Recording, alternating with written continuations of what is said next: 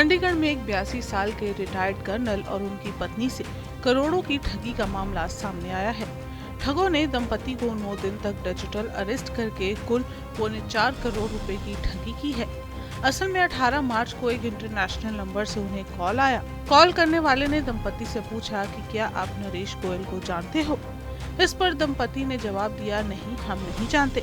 इसके बाद दंपति से कहा गया कि नरेश गोयल मनी लॉन्ड्रिंग के मामले में जेल में बंद है और उसके घर से 247 एटीएम कार्ड मिले हैं। उसमें से एक कार्ड आपके नाम का भी है जिसमें 20 लाख रुपए आए हैं और कुल 2 करोड़ की मनी लॉन्ड्रिंग हुई है। रिटायर्ड कर्नल को ये धमकाया गया कि ये देश से जुड़ा मामला है, आपको अरेस्ट किया जा सकता है। इसके बाद 19 मार्च को एक बार फिर से इंटरनेशनल नंबर से कॉल आया। इस बार उन्होंने सुप्रीम कोर्ट का फर्जी लेटर भेजा जहां अरेस्ट करने वाली टीम आ रही थी। दंपति को डराते हुए उनसे जुड़ी हर एक जानकारी ले ली गई, जिसमें बैंक बैलेंस, घर में पड़ा सोना, प्रॉपर्टी के कागजात, सब जानकारी दंपति से ले ली गई और दंपति को डिजिटल अरेस्ट कर लिया गया।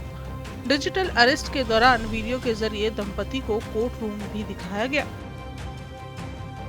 वहीं पीड़ित कर्नल दिलीप का कहना है कि मुझे 9 बार डिजिटल अरेस्ट किया गया। 27 मार्च को मुझे वीडियो कॉल पर कोर्ट रूम दिखाया गया जहां जज, पुलिस ऑफिसर और 2 आरोपी नजर आ रहे थे। इस दौरान जज ने मुझे कहा कि आपकी बेल गारंटेड है, लेकिन 2 करोड़ का बेल वारंट भरना होगा। वो उन्होंने दसिया कि एक फैमिली है जिन्होंने कोऑपरेट नहीं किया तो नरेश गोयल ने उन्होंने शायद पूरे फैमिली ਨੂੰ ਮਾਰਤਾ।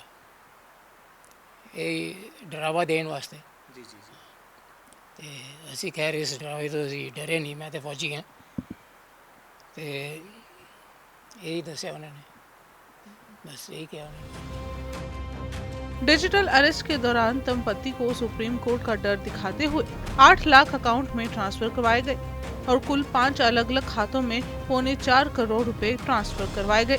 डिजिटल अरेस्ट के दौरान पीड़ित को ठगों ने किसी को भी कुछ न बताने की धमकी तक दे डाली। कर्नल को कहा गया कि अगर वो अरेस्ट हुए तो सेना के नाम पर भी धब्बा लग जाएगा। साथ ही उन्हें देशद्रोह का भी डर दिखाया गया।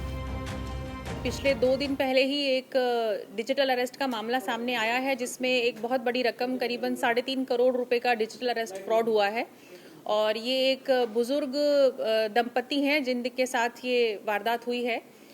तो मैं आप लोगों के माध्यम से लोगों में ये बताना चाहती हूँ कि डिजिटल अरेस्ट नाम की कोई चीज़ एग्जिस्ट नहीं करती है।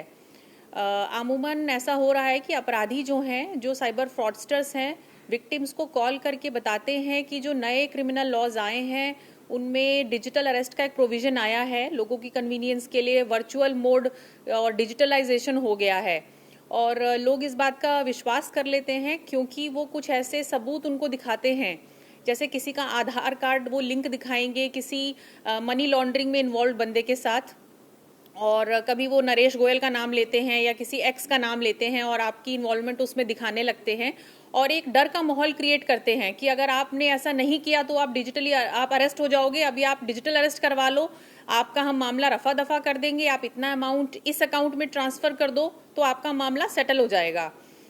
दूसरा, वो वीडियो कॉल के थ्रू अमूमन ये वारदात करते हैं और जो वर्चुअल सेटअप वो बनाते हैं वो ऐसा होता है कि किसी पुलिस स्टेशन का होता है। एक पुलिस ऑफिसर बैठा है और आपको एक नोटिस भी वो ऑनलाइन दिखाएंगे, आपके नाम से एक नोटिस इशू हुआ है। वो नोटिस जो है वो RBI भी है, उसमें इन्वॉल्व NIA का भी नाम आएगा, CBI भी आएगा, पुलिस भी आएगा।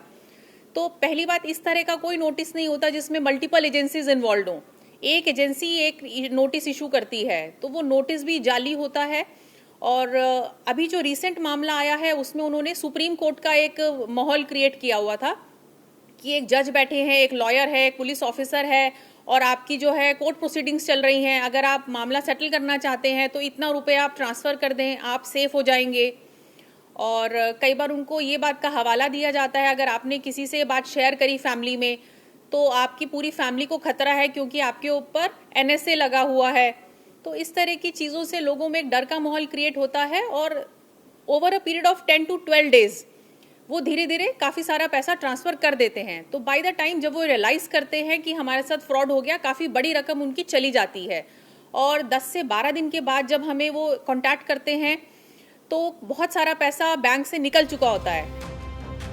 वहीं पैसों की भरपाई करने के लिए कर्नल दिलीप बाजवा ने अपने कुछ रिश्तेदारों से पैसे उधार लेने की कोशिश की। इस पर रिश्तेदारों ने कर्नल को डिजिटल ठगी की बात कही। इसके बाद उन्होंने कुछ वकीलों से संपर्क किया और इसके बाद ठगी का एहसास होने पर दंपति ने 28 मार्च को थाने में शिकायत दर्ज करवाई।